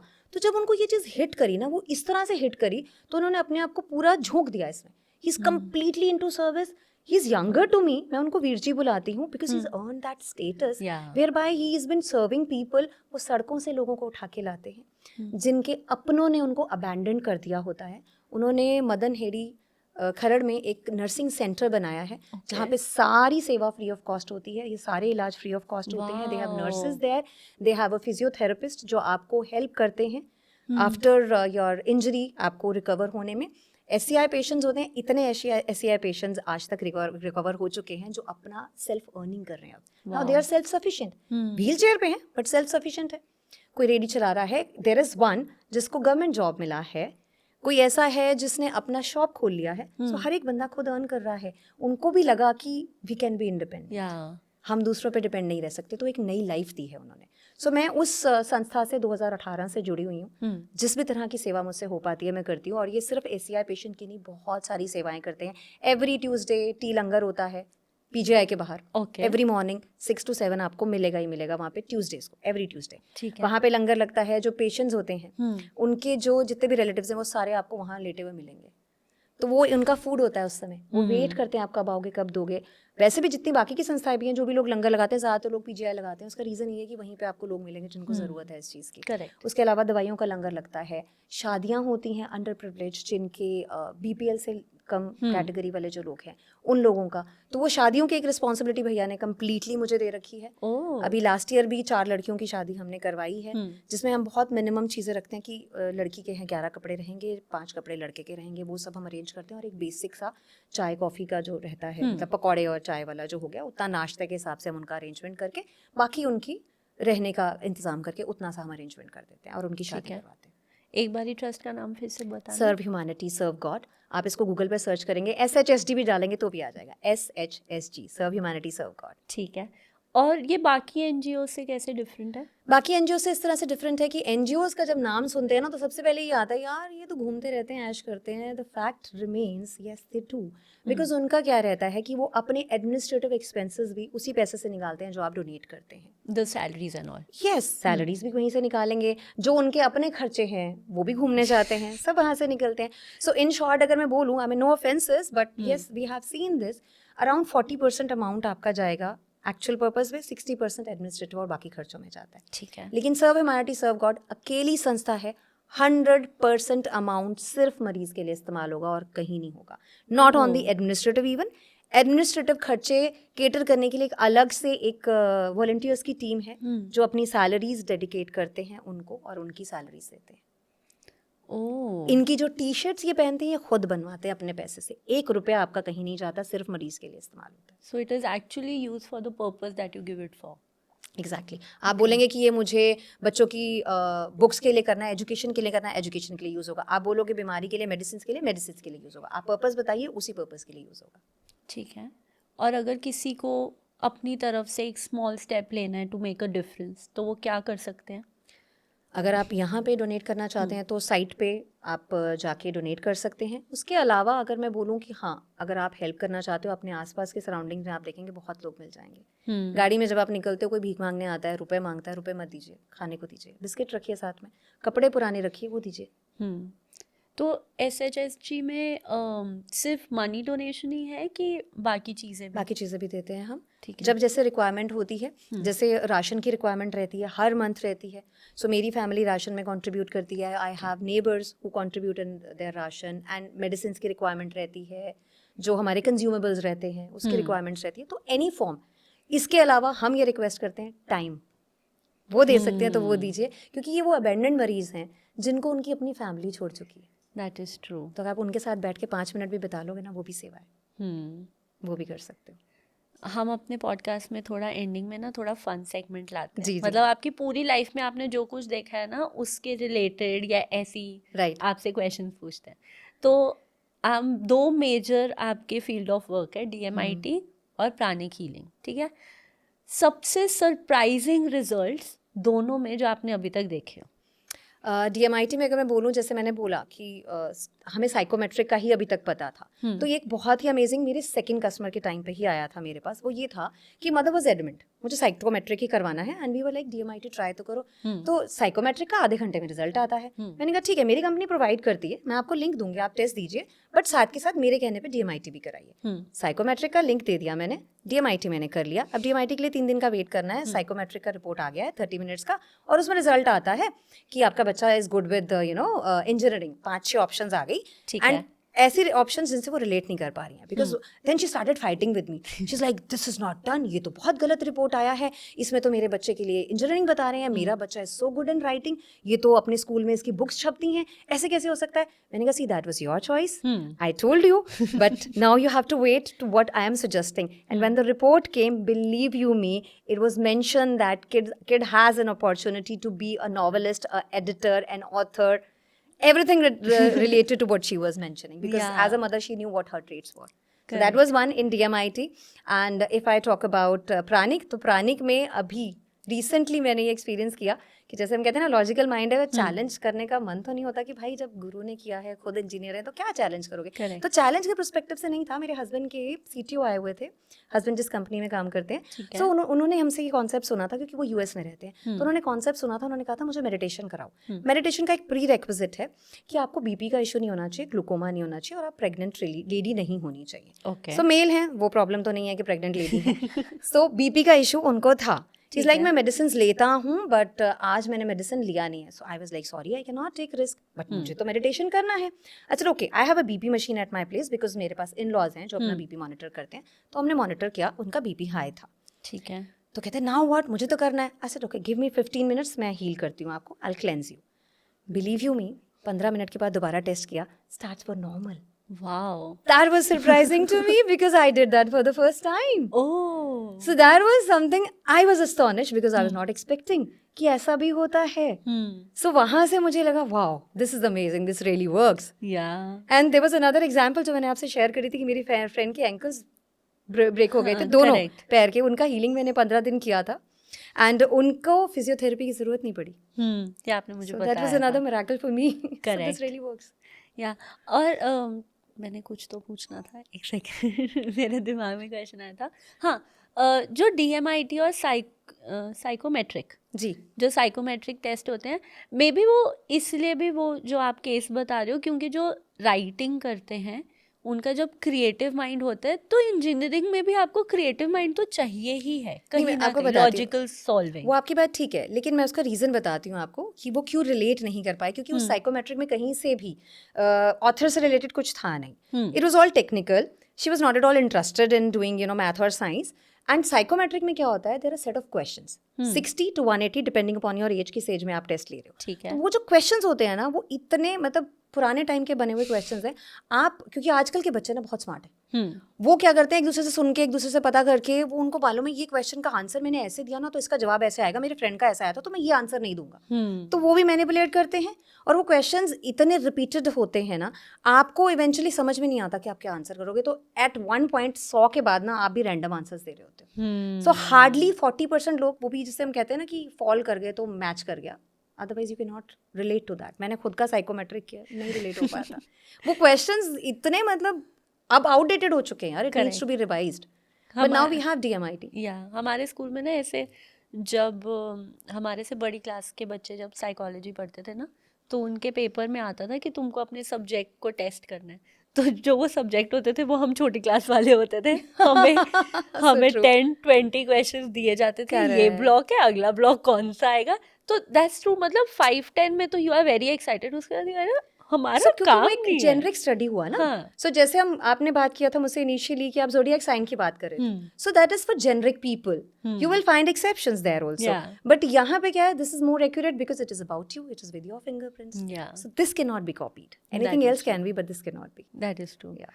और एक ऐसा मिथ एनर्जी हीलिंग या प्राणिक हीलिंग से रिलेटेड जो आप मतलब आपको लोग बोल बोल के आप समझा समझा के थक गए हो एंड यू आर लाइक बस मैं ये आज तोड़ना चाहती हूँ और ये मैं अभी बस्ट करूँगी। प्राणिक हीलिंग का यस एक मिथ तो यही है कि आप ये मेडिसिन को रिप्लेस करता है.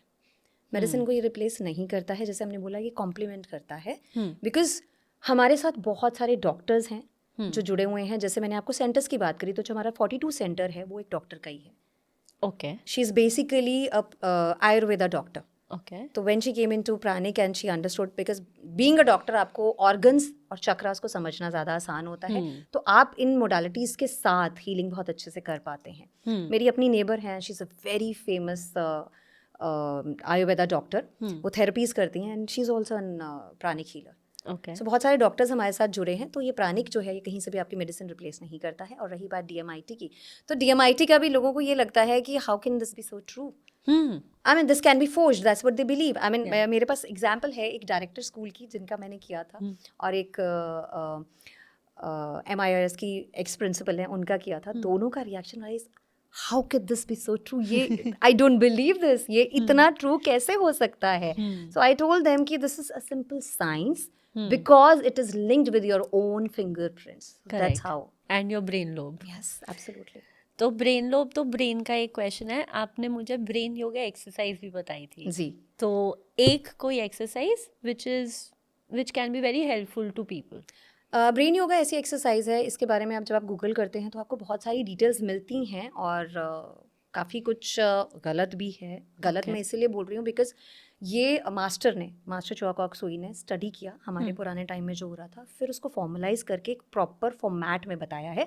तो अगर आप ढूंढ भी रहे हैं गूगल पे बाय मास्टर चोआकॉक सुई ढूंढेंगे तो आपको प्रॉपर टेक्निक पता लग जाएगी. उसमें टेक्निक बेसिकली ये है कि जो हमारे ये ईयर लोब्स हैं they are connected with our brain.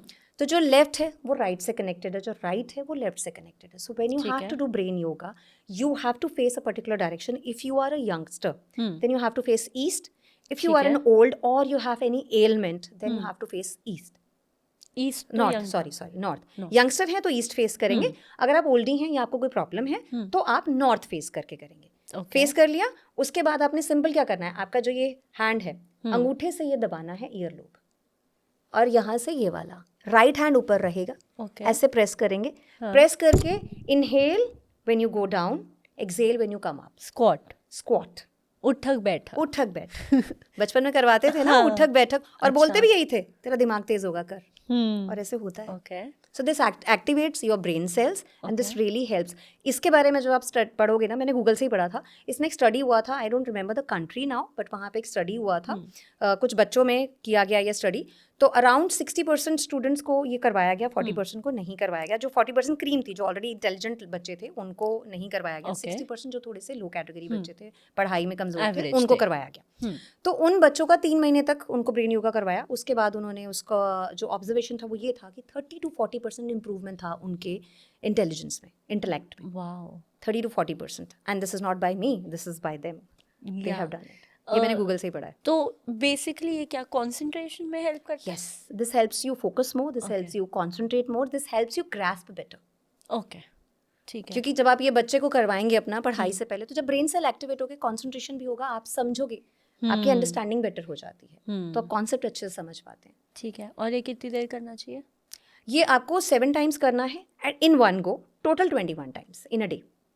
तो आप कैसे सजेस्ट करते मैं अपने बच्चों को करवाती हूँ मॉर्निंग में, जब वो स्कूल जाने वाले होते हैं तो तब करवाती हूँ. खाली पेट करना होता है. तो खाने से पहले मैंने उनको ये करवा दिया. फिर जब वो स्कूल से आते हैं तो एक बार फिर जब वो पढ़ने बैठ रहे हैं तब करवा दिया, और एक बार रात को सोने से पहले करवा दिया, ताकि ब्रेन में थॉट्स नहीं रहें, क्लियर होकर आराम से सोएं. हाँ, it will actually help. It does. Meditation का वो मतलब मेडिटेशन को कॉम्प्लीमेंट कर सकता है? नहीं, मेडिटेशन को कॉम्प्लीमेंट नहीं करता, ये सिर्फ आपके ब्रेन को एक्टिवेट करता है. Brain meditation is something very different. It is all together different because meditation आपको हील भी करता है साइड बाय साइड, आपकी इनर हीलिंग करता है. So this has nothing to do with healing. Okay. Brain yoga has to just activate your brain. ये भी बोलते हैं कि रात को मेडिटेशन भी करना चाहिए, तो अगर मेडिटेशन भी कर रहे हैं और ब्रेन योगा भी कर रहे हैं तो किस ऑर्डर में करना चाहिए? पहले आप ब्रेन योगा कर लीजिए, फिर मेडिटेशन कर लीजिए. ओके. क्योंकि मेडिटेशन देखिए 2 चीज़ें होती हैं. वैसे तो मेडिटेशन से आप एक्टिव भी हो सकते हैं. तो कुछ लोग ऐसे हैं जो रात को मेडिटेशन करते हैं, उनको नींद नहीं आती. So we don't suggest, but अगर आपको सूट कर रहा है तो आप करिए. कुछ लोगों को नींद बहुत अच्छी आती है, मेरे को बहुत अच्छी नींद आती है, तो मैं रात को मेडिटेशन करके सोती हूँ. ठीक है. मुझे नींद बहुत अच्छी आती है. आपकी 2 फील्ड ऑफ वर्क है, DMIT और प्राणिक हीलिंग. उसके अलावा लाइफ काउंसलर हूँ. उसके अलावा मैं कॉर्पोरेट ट्रेनर भी हूँ. तो जैसे मेंटल हेल्थ की मैंने बात करी, मैं वो ट्रेनिंग्स भी लेती हूँ. मैं कम्युनिकेशन ट्रेनर हूँ. प्रो अल्टीमेट जिम्स हैं यहाँ पे, उनकी मैं इंडक्शन ट्रेनिंग लेती हूँ. एम्प्लॉयज़ की, न्यू जॉइनीज़ की ट्रेनिंग में करवाती हूँ. Oh nice. पर अगर आपको चूज करना हो कि आप लाइफ लॉन्ग सिर्फ एक कर सकते हो इन सब में से, That is going to be a very difficult choice though. But one, choose one. Honestly, I love enjoying all of this because all of this is interconnected. How I tell you, because अब अगर मैं बात करूँ प्राणिक की, that is science. DMIT science. Both complement each other. प्राणिक में हम healing करते हैं, DMIT हम अपना trait समझते हैं, हमारे personality के बारे में समझते हैं. तो जब personality के बारे में समझ में आ गया तो healing तो completely अलग हो गया ना. वो तो body heal करने की बात आ गई. फिर बात आती है ट्रेनर की. सो हमारी प्राणिक में भी ट्रेनर्स हैं, DMIT में मुझे काउंसलिंग तो करनी ही पड़ती है. I am a life counsellor also. So all my 4 professions actually complement with each other. तो किसी एक के बिना मैं अधूरी हूँ. नहीं, बट आपको चूज करना ही है. यहाँ पे डिप्लोमेट नहीं हो सकते. So I would say then I would go with the humanity thing, which is healing, because healing is one thing I think मेरे को लगता है मैं वहाँ पे लोगों को भी सर्व कर पाती हूँ. तो I feel eternal happiness with that. ठीक है. और एक और बहुत अच्छा वे होता है अपने आप को बेटर करने का, बुक्स रीड करने जी का. बिल्कुल. क्योंकि आपकी नॉलेज बढ़ती है, आपको Correct. चीज़ें और अच्छे से समझ आती है. तो one book that you feel that everyone should read at least once in their life. अभी आजकल का जो टाइम है, जिस तरह का आजकल मेंटल हेल्थ का लेवल चल रहा है, तो 1 बुक मैं लेके भी आई थी कि मैं आपको ये दिखाऊंगी. ये बुक है basically this one, you can heal your life by Louise Hay. Louise Hay की ना 2 बुक्स हैं. ये आपको अमेजोन पे बहुत आराम से मिल जाएगी. इसमें क्या है, इसमें आपको ये पता लगता है कि हम अगर बीमार हो रहे हैं तो कैसे हो रहे हैं, और हमें अपने आप को हील कैसे करना है, हमारी बॉडी अपने आप को कैसे हील कर पाती है. फॉर एग्जाम्पल जैसे कि हमने बात करी थी कि अगर आपको स्टोन्स हैं तो आप कहीं ना कहीं रिजेंटमेंट से भरे हुए हो, गुस्सा बहुत करते हो, तभी स्टोन्स होंगे. तो उसका सोल्यूशन भी है, आप कैसे बेटर कर सकते हो. क्यों होती है कोई एलिमेंट, उसके बारे में मेंशन है. जैसे जिनको थायराइड होता है ना, आप नोटिस करेंगे वो लोग ना एक्सप्रेस नहीं करते. दे एक्सप्रेस वेरी वेरी लेस. वो लोग जल्दी से अपने आप को एक्सप्रेस नहीं कर पाते हैं, तो इसलिए वो यहाँ स्टक हो जाती है एनर्जी, इसलिए थायराइड होता है. जिनको सर्वाइकल का इशू होता है, जिनको फ्रोजन शोल्डर होते हैं स्पेसिफिकली, ये वो लोग होते हैं जो कहते हैं मुझ पर जिम्मेदारियां बहुत है, मुझ पर रिस्पॉन्सिबिलिटी बहुत है, तो फ्रोजन शोल्डर होता है. हमारी हर एक बीमारी ना हमारी अपनी मैनिफेस्टेशन होती है, क्योंकि वो हमारी थॉट्स क्रिएट करती है. करेक्ट. तो जब वो थॉट्स को सुधार लेंगे सब बेटर हो जाएगा. आपका कोई स्ट्रेस बस्टर ट्रिक है कि आप बहुत स्ट्रेस में हो या चीज़ें सही नहीं बैठ रही, तो what is that one thing that you do? Music. I love listening to music. जब मुझे, वैसे तो मैं जब बाकी लोगों को सजेस्ट करती हूँ ना कि आपको एंजाइटी हो रही है, स्ट्रेस हो रहा है, तो आपको क्या करना है, तो मैं सिंपली कहती हूँ take a sip of water and जहाँ पे भी बैठे हो ना, जस्ट वहाँ से बाहर निकल जाओ, take fresh air, deep breathing करिए. ये मैं उनको बताती हूँ. जहाँ मेरी अपनी बात आती है, मैं भी सेम चीज़ करती हूँ. I take a sip of water, deep breath करती हूँ एंड अपना म्यूजिक लगा लेती हूँ. बस ये डिपेंड करता है कि मूड उस समय कौन सा है, टाइम क्या है. फॉर एग्जाम्पल अगर खाने से पहले मेरा कुछ ऐसा हो गया तो फिर मैं भजन लगाती हूँ, बिकॉज मुझे लगता है कि खाना बना रही हूँ ना, तो थॉट्स वैसी आनी चाहिए. वही थॉट्स हमारे बचपन से सिखाया गया, जैसा खावे अन्न वैसा होवे मन. तो बच्चों के अंदर पॉजिटिव थॉट जाए, उसके लिए मैं भजन लगाती हूँ. But other than that, pappy music, that keeps me happy. Anything that is latest, whatever is running, वो मैं चलाती हूँ. हमारे ना न्यूरोलॉजिस्ट भी आए थे, डॉक्टर सावन वर्मा. उन्होंने भी यही बोला था कि मैंने उनसे पूछा ब्रेन को हेल्दी कैसे रखना है, कहते हैं हॉबीज रखो. Correct, absolutely. और वही आपकी एंटी स्ट्रेस, एंटी डिप्रेसेंट्स वही बने. So true. Even you know drawing, जिसे हम बोलते हैं sketching is a beautiful therapy. And yes we keep suggesting हर एक की. मेरा सबसे पहला सवाल यही होता है कि आपकी हॉबी क्या है. जब भी मैं ये सेशंस लेती हूँ ना मेंटल हेल्थ के या पर्सनालिटी डेवलपमेंट में, बच्चों को मैं यही सिखाती हूँ. सो उसमें एक चीज़ ज़रूर मैं जो सबको बोलती हूँ वो होती है, you should have a habit of writing a journal, daily journal. वो ज़रूर करना चाहिए हमें. सो वो जब हम करते हैं ना, सो हमारे पास हैप्पी मोमेंट्स हो गई, we know what we should be doing, what do we expect from our life. ये 3 चीज़ें हम उसमें करते हैं. आज मैंने क्या अच्छा किया, कहाँ मैं खुद को इम्प्रूव कर सकता हूँ और कल मैं क्या करना चाहता हूँ। ये 3 चीज़ें डेली बेसिस पे आप लिखोगे ना, तो life will become better. That is true. मतलब अपना गोल्स भी सेट कर लिए, एरियाज ऑफ इम्प्रूवमेंट भी फाइंड कर लिए, और फिर हाँ, आई हैव ग्रैटिट्यूड भी होगी। Yes, absolutely. Gratitude is one thing which I believe we all should adapt. We all should adapt the attitude of gratitude is because we are on this earth, so we should be thankful to the God that we are here, and of course सही सलामत है तो उसका शुक्राना। सही बात है। और एक mantra, life mantra which helps you going? My life mantra is count your blessings, because counting blessings give you more blessings to count. So I keep counting whatever I have in my life and I'm always thankful to God for that. That is so nice. मतलब वही gratitude से ही related हो गया, Absolutely. Being thankful, जब being से ये अपनाया है ना, मेरी लाइफ बहुत ब्यूटीफुल हो गई है। बहुत पहले मैं भी रिग्रेट करती थी, ऐसा नहीं है यार, ह्यूमन है हम सब। ये सब चीज़ें समझने से पहले ना हर समय ये होता था, ये नहीं मिला, ये नहीं है पास में, ये चीज़ की कमी है। कमियों पे ही ध्यान जाता है, सबका जाता है। ट्रू। बट अगर हम इस एटीट्यूड को बदल दें और ये देखें मेरी लाइफ में क्या है जो बहुतों के पास नहीं है, तब बदल जाता है। तो इसको SHSG ने भी बदला है सबसे ज़्यादा, और उसके बाद प्राणिक ने भी बदला है मुझे इसमें। So I am grateful for both of them for changing this. अगर आप एक थर्ड पर्सन होते कि आप अपने आप को किसी और के पर्सपेक्टिव से देख रहे हो, तो ऐसा कौन सा पॉइंट है जिसमें आप रश्मि अरोड़ा भार्गव को एक पैट ऑन द बैक दोगे, शाबाशी दोगे कि ये तो मस्त किया? Honestly, it's yet to come. I believe I can do better, so I think it's yet to come. Okay. Yeah. और कोई ऐसी टिप फाइनली, मतलब अब हम रैप अप कर रहे हैं, तो फाइनली कोई ऐसी टिप जो आप हमारे ऑडियंस को देना चाहते हो, लिसनर्स को देना चाहते हो, जो उनको आगे लाइफ में हेल्प करे, चाहे आपकी लर्निंग से, या नॉर्मल कोई मैसेज देना चाहते हो? तो नॉर्मल वही मैसेज मैं देना चाहूँगी, जैसे कि मैंने कहा कि बिकॉज हम बात कर रहे हैं आज की डेट में mental health is very very important. तो मैं यही कहूँगी कि अपना एक रूटीन मेंटेन करिए, अपने जितनी भी थॉट्स हैं आपकी उनको आप शेयर करिए, कुछ भी अंदर मत रखिए, क्योंकि mental health is very very important. एक हेल्दी लाइफस्टाइल रहेगा तो हम डेफिनेटली हैप्पी रहेंगे। अपनी फैमिली के लिए टाइम निकालिए, अपना वर्क लाइफ बैलेंस मेंटेन करिए and leave a very happy life. That's my message to all of you. Thank you so much ma'am, आप आए, आपने इतना टाइम निकाला और मतलब हमें इतनी चीज़ों के बारे में गाइड किया जो एक्चुअली बहुत यूजफुल है बट हमें पता नहीं है। Thank you so much. Thank you for having me, and I loved having discussion with you because I think this is the first time I have discussed everything in so detail. Otherwise मैं एक चीज़ बता रही थी but it was very good, very nice having you with by my side and asking such great question which I believe सबके लिए helpful रहेगा ये। Thank you so much. Thank you so much. Thank you. And अगर आपको भी ये episode पसंद आया हो तो please like, share and subscribe, and comments में हमें ज़रूर बताओ कि और कौन से टॉपिक्स हैं जिनके बारे में आप हमारे गेस्ट से और सुनना चाहते हैं। चीयर्स।